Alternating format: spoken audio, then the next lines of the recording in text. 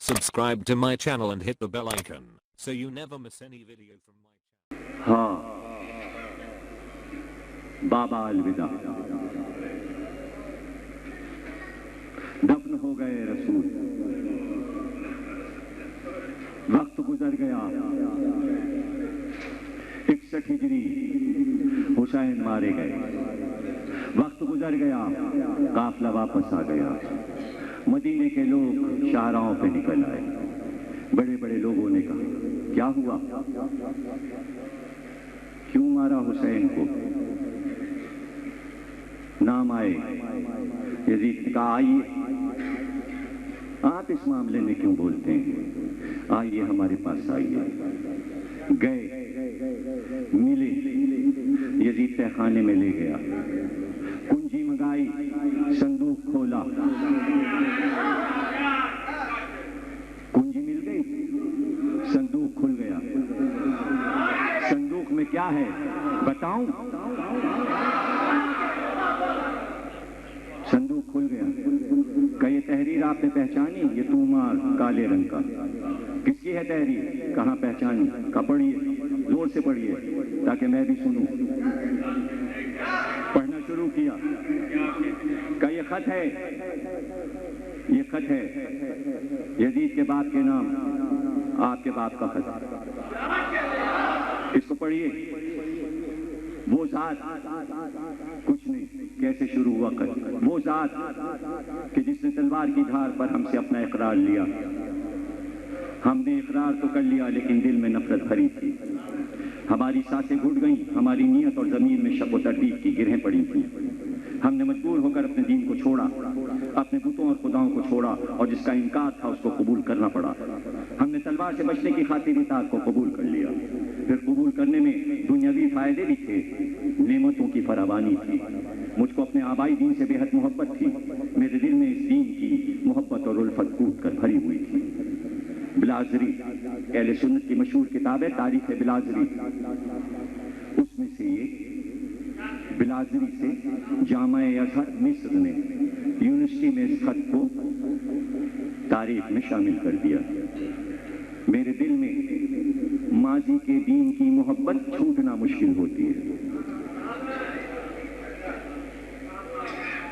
आप नहीं छोड़ा सकते, हमको आए हुए 40 बरस हो गए पाकिस्तान, हम लखनऊ की तहजीब को नहीं भूले, हमें यहाँ की तहजीब नहीं पसंद है। आप मारोगे हमें, जबरदस्ती मनवाओगे, हम नहीं छोड़ सकते उस तहजीब को जो हमारी आबाई तहजीब है। कोई अपनी आबाई तहजीब को नहीं छोड़ता, दिल में रखता है, इजहार नहीं करता। वो कुछ और लोग होते हैं जो आबाई एक ही तहजीब पर होते हैं, उन्हें तहजीब बदलना नहीं पड़ती, जिन्हें बदलना पड़ती है वो बदलते नहीं हैं, बज़ाहिर ऐसे हो जाते हैं। कुछ नहीं समझ रहे तो ना समझो, बनी हाशिम की आबाई तहजीब भी कुछ बदलना नहीं था, जिन्हें बदलना पड़ा उन्हें तकलीफ उठानी। ये नफ्सियाती मसला है और किसी भी माहिर नफ्सिया से पूछ लो कि क्या दिल से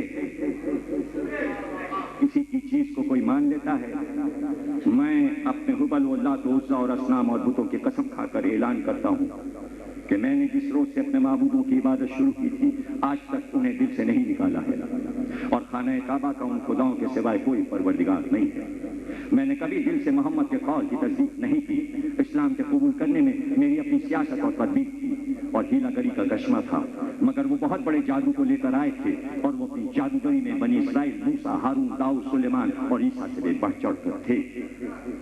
इस जादू के सामने हमने हथियार डाल लिए और हकीकत यह है कि वो सैयदुल सहरा थे, वो जादू के सरदार थे, जादूगरों के सरदार थे। बस आए खुला के बेटे, मैं अपनी कौम की सुन्नत को मजबूती से पकड़े रहना और अपनी मिल्लत की पैरवी करते रहना और जिस दीन पर तुम्हारे असलाफ कारबन थे उसी पर कायम रहना। और इस दीन में ये हमारा दीन नहीं है, इसमें कहते हैं कि उनका अल्लाह है, परवरदिगार है, उन्होंने अपना किबला भी बना लिया है, उन्होंने नमाज और हज को इस्लाम का रुकन करार दिया है। मोहम्मद की मदद करने वाले यही सलमान फारसी था, وہ لوگ مدعی ہیں کہ سب سے پہلا گھر وہی گھر ہے کہ جو مکے میں ہے اور لوگوں کو ہدایت کرتا ہے اور اس میں اللہ کی نشانیاں ہیں۔ وہ اپنی نماز پتھروں کے لیے پڑھتے ہیں اور ہمارے بتوں کی پرستش میں ہم کو منع کرتے ہیں۔ اگر ان کا جادو نہ ہوتا تو ہم ہرگز اپنے اصنام اور بتوں کو فراموش نہ کرتے اور لات اور عزا کی شان برقرار رہتی۔ اب چاہے وہ کتنا ہی جادو کریں، مگر ہم صرف اس لیے کہ قریش کو علی کی تلوار سے اسلامی لڑائیوں میں محمد کی زندگی میں جو جانی نقصانات اٹھانا پڑے ہیں ان کی تلافی ہو جائے گا۔ اور میں جانتا تھا کہ علی اس وقت نہیں آئیں گے، وہ محمد کے دفن کرنے میں مشغول ہیں اور دفن سے فرصت پائیں گے تو پھر انہیں رسول کے 80,000 کا قرضہ ادا کرنا ہے، پھر محمد کے کیے گئے وعدوں کو وہ پورا کریں گے۔ قرآن کی گرداوری اور جمع کر لینے سے پہلے وہ اپنے گھر سے باہر قدم نہیں نکالیں گے۔ انصار اور مہاجرین تو میں کرنے میں لگے تھے۔ میں نے ان سے کہا کیا تم نہیں جانتے کہ رسول نے فرما دیا ہے کہ امامت بس قریش میں رہے گی؟ تو انہوں نے جواب دیا کہ پھر علی امام ہے، اور رسول خدا نے اپنی امت سے ان کے واسطے بیعت بھی لے لی ہے۔ پھر ہم کو حکم دیا کہ انہیں امیر المومنین کہہ کر سلام کریں اور 4 مقامات پر علی کی بیعت لی گئی ہے۔ اب اگر قریش یہ کہیں کہ انہیں یہ بات یاد نہیں رہی تو ہم گواہی دیتے ہیں کہ ہم کو یہ واقعہ اچھی طرح یاد ہے، اور یہ بیعت، امامت، خلافت، وصیت برحق ہے، فرض ہے اور امر خدا ہے، اس میں ادعا اور خواہش اور آرزو کا دخل نہیں ہے۔ ہم نے انصار کو جھٹلا دیا اور میں نے 40 گواہ کھڑے کر دیے، انہوں نے محمد کے برخلاف گواہی دی کہ امامت میں مسلمانوں کو اختیار ہے۔ تو پھر انصار نے کہا ہمارا حق قریش سے زیادہ ہے کیونکہ ہم نے اسلام کو پناہ دی اور مدد کی ہے، دوسرے لوگ ہجرت کر کے ہماری طرف آئے ہیں۔ جب تم لوگ مستحق امامت اور خلافت کو محروم قرار دے دیتے ہو تو پھر اس امر کے تم لوگ خود حقدار نہیں ہو بلکہ ہم خلافت اور امامت کے مستحق ہیں۔ لوگوں نے کہنا شروع کیا کہ ایک امیر ہماری طرف سے، ایک امیر تمہاری طرف سے۔ میں نے ان سے کہا دیکھو ابھی 40 آدمیوں نے گواہی دی ہے کہ رسول خدا نے فرمایا کہ امامت بس قریش کا حق ہے۔ کچھ لوگوں نے اس بات کو قبول کر لیا، کچھ نے انکار کیا، جھگڑے کی صورت پیش آئی۔ میں نے ان سے کہا دیکھو ہم میں جو شخص بھی عمر کے لحاظ سے بڑا اور مہربان ہے اس سے بڑھ کر کون ہو سکتا ہے، اس کی بیعت کر لو۔ لوگوں نے سوال کیا کہ تم کس کے بارے میں یہ کہہ رہے ہو؟ میں نے کہا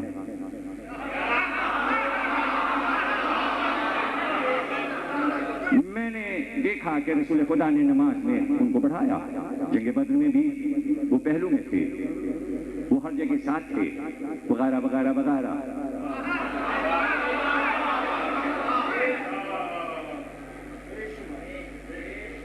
میں نے ان سے کہا آپ جائیے، ممبر پہ جائیے،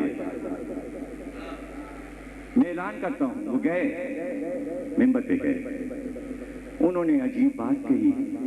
انہوں نے کہنا شروع کیا میرے سر پہ شیطان سوار رہتا ہے۔ میں گھبرا گیا، میں نے ان کا ہاتھ پکڑ کے ہلایا، مجھے اندازہ ہو گیا تھا کہ ان کے دماغ پہ اثر ہو گیا۔ کہنا کچھ تھا، کہ کچھ اور ہے۔ میں نے ان کو جتایا، اشارہ کیا، اور آخر میں نے تقریب کی طرف دھیان ہی نہیں دیا، میں نے شور مچا دیا، بیعت ہو گئی، بیعت ہو گئی، بیعت ہو گئی۔ یہاں تک کہ ہم جلوس کی شکل میں مدینے کے بازاروں میں آ گئے۔ اب کیا تھا؟ لوگ گھروں سے نکل آئے، ہم سیدھے پورا گروہ لے کے علی کے گھر کے دروازے پر پہنچے اور ہم نے آواز دی باہر نکلو۔ ان کی کنیز سے عزت دروازے پر آئی اور اس نے آ کر پوچھا کیا بات ہے، کیا چاہتے ہو، کیوں آئے ہو؟ میں نے کہا علی کو بھیجو۔ فضا گئی، جواب لے کے آئی، اس نے کہا نہیں وہ تم سے نہیں ملنا چاہتے، علی تم لوگوں سے نہیں ملنا چاہتے۔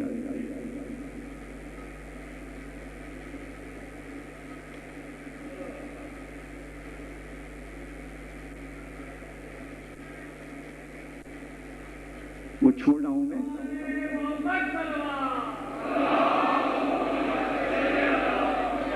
چھوڑ رہا ہوں، جو کل پڑھ چکا وہ نہیں پڑھا۔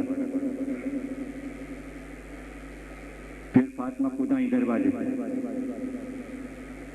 انہوں نے کہا تم کیا کہتے ہو اور کیا چاہتے ہو؟ میں نے کہا اپنے ابن ام کو بھیجو۔ انہوں نے کہا میں انہیں نہیں بھیجوں گی، وہ تمہارے پاس نہیں آئیں گے، اور تم کیا حجت اور دلیل لے کر آئے ہو؟ جب انہوں نے ہمیں قائد کیا تو ہم نے آواز دی مجمع کو عورت کو چھوڑو، چھوڑ دو، ہمیں علی سے غرض ہے، عورتوں کی باتوں میں ہمیں نہیں آنا چاہیے۔ اور پھر ہم نے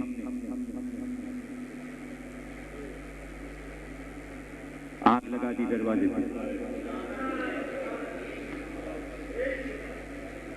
فاطمہ نے دروازے کی کنڈی پھر بھی کھولنے سے منع کیا،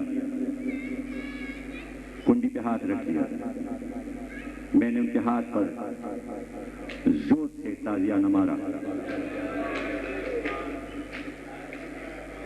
ہم نے دروازے میں ان کو دبا دیا، پھر ہم نے دروازے کو توڑ کر جب اندر داخل ہوئے تو ہم نے اتنے تازیانے ان کے اوپر برسائے کہ وہ فریاد کرنے لگی اور زمین پہ گر گئی۔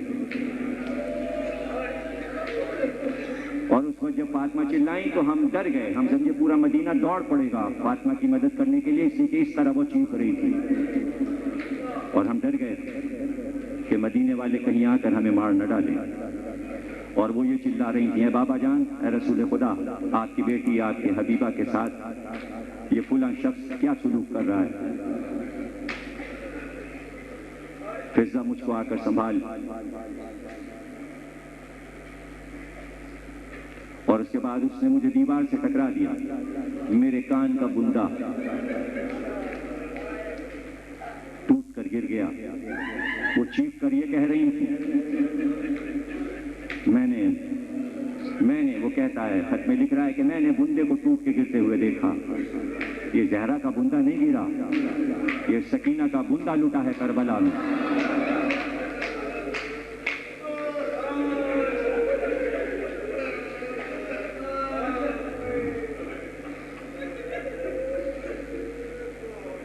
بس کہتا ہے کہ میں نے دیکھا کہ علی عقاب کی طرح دروازے کی طرف بڑھے، اور ہم یہ سمجھے کہ آج علی ہم میں سے کسی کو زندہ نہیں چھوڑیں گے۔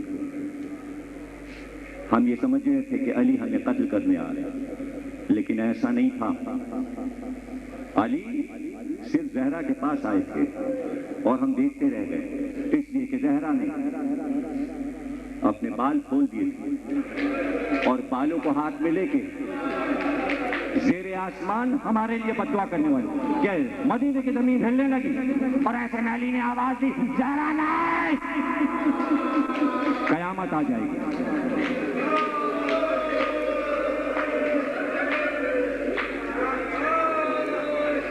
قیامت آ جائے گی۔ سلمان فارسی کہتے ہیں کہ مسجد نبوی کی دیواریں اتنی بلند ہوئی کہ اس کے نیچے سے ہم نکل کے جا سکتے تھے۔ مدینے کے گھروں کی دیواریں کانپنے لگی، تھرانے لگی، زمین مدینہ کو زلزلہ آ گیا، زمین مدینہ ہلنے لگی۔ خاک اڑاؤ، ماتم کا روز ہے۔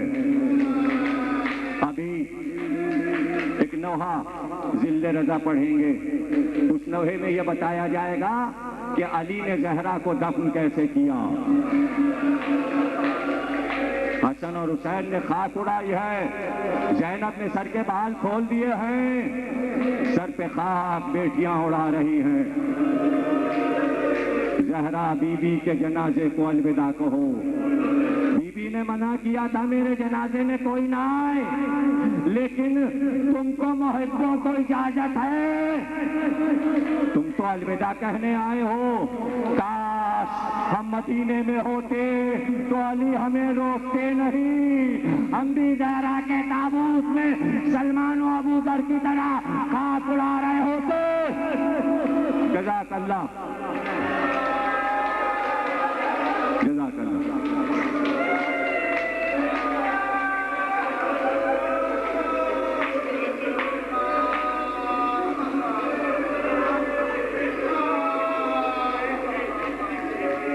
علی ذرا میرے پاس بیٹھ جائیے۔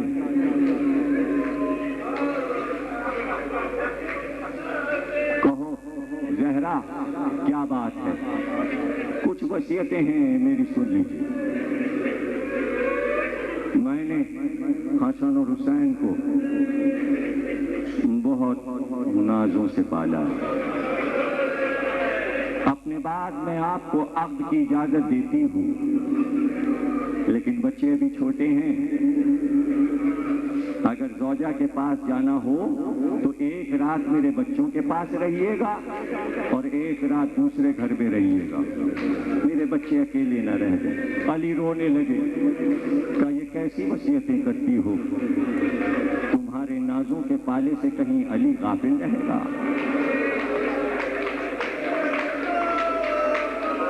یہ تمہاری امانتیں ہیں میرے پاس. یہ حسن حسین، یہ زینب ام کلثوم کہہ رہا علی ان امانتوں کی حفاظت کرے گا. جب تک علی زندہ ہے ان کی طرف کوئی آنکھ اٹھا کے نہیں دیکھ سکتا. ہم حفاظت کریں گے. اور کوئی وصیت؟ ہاں ابو الحسن، میرا جنازہ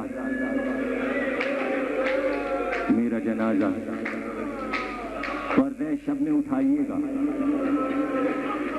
دن میں نہیں، تاریک رات اندھیرے میں. اور یا علی، میرے دشمنوں کو میرے جنازے پہ نہیں آنے دیجیے گا.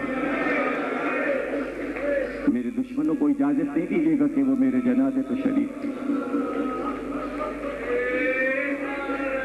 اس کے بعد آواز دی کا فضہ وہ فلاں چیز صندوق میں رکھی ہے، لیا. وہ ایک شیشہ تھا، وہ لا کے سرحانے فضہ نے رکھ دیا. اس کے اندر لپٹا ہوا ایک سونے کا برف تھا.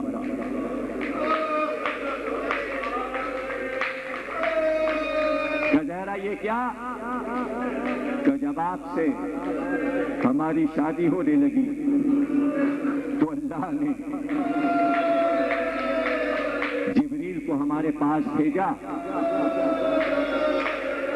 اور کہا زہرا سے پوچھو کہ مہر میں کیا لینا چاہتی ہیں زہرا. اسلام میں مہر لڑکی سے پوچھا جاتا ہے. میں چپ رہی. ملک نے کہا اللہ کہتا ہے کہ زہرا کے مہر میں سارے دریا دے دو، سارے پہاڑ دے دو، سارے باغات دے دو، ساری زمینیں دے دو. لیکن میں چپ رہی. مہر بڑھتا رہا یا علی، لیکن میں چپ رہی. جتنا مہر میرا ہوا کائنات میں کسی نبی کے گھر کی کسی عورت کا نہیں ہوا، لیکن میں چپ رہی. یہاں تک کہ ایک منزل ایسی آئی کہ پیغام الہی آیا کہ اچھا زہرا سے کہہ دو قیامت کے دن شفاعت کا حق ہم نے زہرا کو دے دیا ہے. شفاعت زہرا کا مہر ہے. یا علی جیسے ہی میں نے جبریل سے یہ سنا، میں نے جبریل سے کہا جبریل زبانی نہیں، جنت کی تحریر زہرا کو چاہیے. جبریل گئے، سونے کے جنت کے کاغذ پہ تحریر الہی آئی. اس پہ تحریر تھا کہ شفاعت کا حق فاطمہ زہرا کو دیا گیا. یہ سونے کا وہی ورقہ ہے جس پہ شفاعت کا حق میرے پاس لکھا ہوا ہے اس نے الہی سے.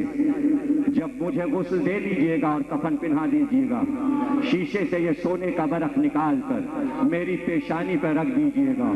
جب میں قبر میں جاؤں گی اور محشر میں اٹھوں گی تو یہ سونے کا برق میری پیشانی پر ہوگا اور دربار الہی میں جا کر کہوں گی کہ یہ حسین کے رونے والے شفاعت کا حق میرے پاس ہے. جزاک اللہ. تم جیتے رہو، سلامت رہو. آخری الوداع ہے، الوداعی مجلس ہے، علم برآمد ہونے والا ہے. زیادہ دیر مصائب نہیں پڑتا، تھوڑی سی زحمت. جہاں 5 دن گزرے، یہ چند لمحے ہیں، ایسے گزر جائیں گے کہ کل صبح ہو جائے گی اور پتہ بھی نہیں چلے گا کہ 5 دن تم نے یوں غم گنایا. سب سلامت رہے. جو زندہ رہے گا پھر یہی ادا اسی شان سے منائے گا. اور ایک بار کہتی ہے فضا کہ جب وصیتیں ختم ہوئی سیدھا ہاتھ جو کہ کبھی اٹھتا نہیں تھا، جس پہ تازیانہ تھا اور نہیں اٹھا، وہ ہاتھ آہستہ آہستہ اٹھا اور اٹھ کر پیشانی پہ آیا اور کہا یا علی قیامت تک جو سید پیدا ہو سب کو میرا سلام، زہرا کا سلام، زہرا کا سلام، فاطمہ کا سلام۔ کیا نورانی مجلس ہے، زہرا بی بی نور ہے، ان کا ماتم نور، ان کی مجلس نور، ان کا ذکر نور، ان کا جلوس نور، ان کا علم نور۔ یہ علم کیا ہے پتہ ہے؟ بادشاہ حیدرآباد دکن قلی قطب شاہ کی بیگم سلطان خدیجہ کا ایک ہی بیٹا تھا شہزادہ عبداللہ۔ ہاتھی پہ سیر کے لیے نکلا، ہاتھی پاگل ہو گیا، دیوانہ ہو گیا، جنگل میں لے کر نکل گیا۔ ماں کا ایک بیٹا تھا، دوڑ کر سیدہ کی بارگاہ میں گئی اور کہا بی بی سیدہ میرا بیٹا سلامت مل جائے تو میں ہمیشہ آپ کا عالم نکالوں گی۔ منت کا عالم کچھ دیر نہ گزری تھی کہ شور ہوا، خدیجہ کا بیٹا واپس آ گیا۔ جب تک زندہ رہی منت کا عالم نکالا، لیکن یہ خدیجہ سلطان کے تصور میں زہرا کا عالم کہاں سے آیا؟ پتہ ہے کہاں سے آیا؟ جب پہلا چہلم آیا تو جو عورت وزیر اعظم عباسی دور کے وزیر اعظم کی بیوی تھی اس کا نام بھی خدیجہ تھا، اور اس نے کہا کہ چہلم کی رات میں کربلا میں گزارنا چاہتی ہوں۔ وہ کربلا پہنچی، لیکن جب کربلا پہنچی تو اس نے رات کو آدھی رات کو دیکھا کہ پورا کربلا عورتوں سے بھر گیا، سوا عورتوں کے کچھ نظر نہ آتا تھا۔ وہ اسی بے خودی میں باہر نکل گئی اور عورتوں کے مجمع سے ہوتی ہوئی قبر حسین تک پہنچ گئی، اور اس کے بعد اس نے دیکھا کہ ایک طرف سے ایک نورانی جلوس آ رہا ہے اور ایک بی بی سیاہ لباس پہنے ہاتھ میں علم لیے ہوئے آگے آگے ایک عورت پکارتی ہوئی ہٹو، زہرا اپنے بیٹے کے قبر پہ جا رہی ہے ماتم کرنے کے لیے۔ میں نے آگے بڑھ کے پوچھا یہ علم کیسا ہے؟ کہا یہ تعزیتی علم ہے، یہ فاطمہ زہرا جنت سے علم لائی ہے، جب حسین کی قبر پہ آتی ہے تو سیاہ علم لے کے آتی ہے۔ میں نے پوچھا تو کون ہے؟ کہا میں جنت میں ان کی خادمہ ہوں، میرا نام طیبہ ہے، میرا نام طیبہ ہے۔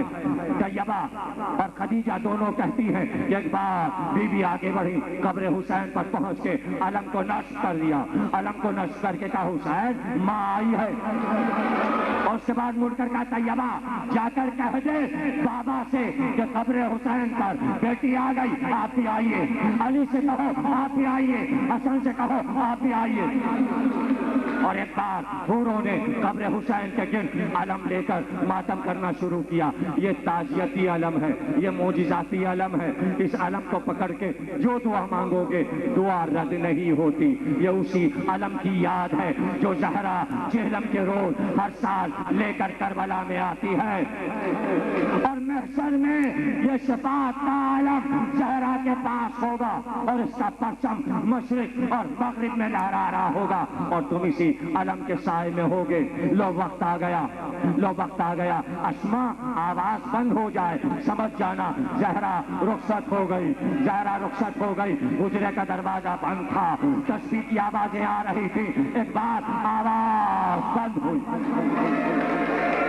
اسما کہتی ہے میں نے گھبرا کے دروازہ کھول دیا، میں نے گھبرا کے دروازہ کھول دیا۔ اب جو دروازہ کھولا میں نے دیکھا عصر کی نماز پڑھتے پڑھتے سجدہ آخر تھا اور سجدے میں زہرا تھی۔ میں نے کہا کہ یہ تو عصر کا سجدہ ہے، زہرا سجدے میں ہے، کیا سجدے میں بے ہوش ہو گئی؟ میں نے چاہا کہ میں بازو کو پکڑوں، لیکن پتا چلا کہ زہرا اس دنیا میں نہیں ہے۔ میں پکاری، سر کے بال کھولے، میں نے کہا فرشتہ انا للہ و انا الیہ راجعون۔ گھر میں ماتم ہوا، رسول میں سلمہ آئی، تمام بیویاں دوڑی، بیویاں دوڑ دوڑ کے آنے لگی، اس لیے کہ زہرا اب بول نہیں رہی تھی۔ کچھ دیر نہ گزری تھی، بچے مسجد سے گھر میں آئے، وصیت تھی کہ کھانا کھلا دینا۔ میں نے دسترخوان لگایا، حسین نے میری طرف دیکھا، کہا بغیر اماں کے کھانا کھا لوں؟ حسن نے کہا ماں کہاں ہے؟ क्या वो आराम कर रही है?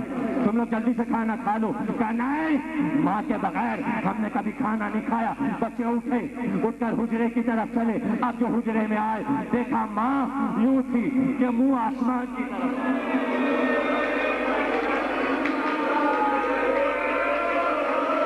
एक तरफ से हसन ने बाजू पकड़ा, एक तरफ से हुसैन ने बाजू पकड़ा और कहा अम्मा दस्तरखान लग गया, आपके बगैर भी हमने कभी खाना खा। उठिए, चल के अपने हाथ से पानी पिलाइए, अपने हाथ से खाना।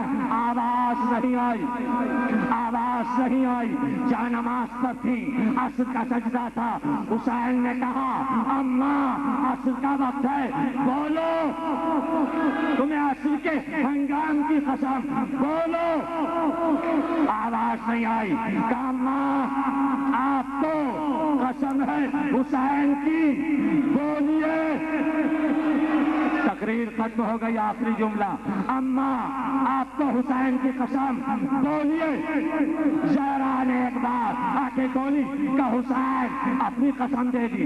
लो माँ बोली, लो मैं बोली, लेकिन जो कुछ बोली हूँ गौर से सुन लो। बेटा असर का वक्त है, सूरज डूब रहा है, मेरा आखिरी सज्जा था, तुमने पुकारा, माँ बोली, तुमने पुकारा, माँ बोली। अब कसम खाओ असर की, जब तुम असर का सज्जा करोगे, माँ आएगी, पुकारेगी, बोलोगे, बोलोगे, वादा करो, वक्त आ गया।